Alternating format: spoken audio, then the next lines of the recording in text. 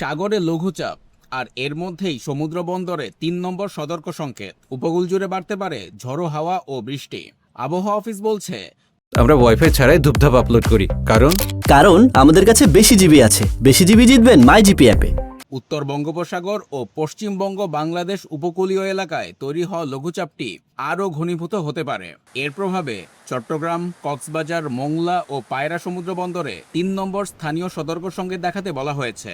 উত্তর বঙ্গোপসাগরে থাকা মাছ ধরার নৌকা ও ট্রলারগুলোকে পরবর্তী নির্দেশ না দেওয়া পর্যন্ত উপকূলের কাছাকাছি থেকে সাবধানে চলাচল করতে বলা হয়েছে। এদিকে খুলনা, বরিশাল ও চট্টগ্রাম বিভাগের অনেক জায়গায় এবং দেশের অন্যান্য এলাকায়ও দমকা হাওয়াসহ বৃষ্টি বা বজ্রবৃষ্টি হতে পারে। কোথাও কোথাও হতে পারে মাঝারি থেকে ভারী বৃষ্টিও।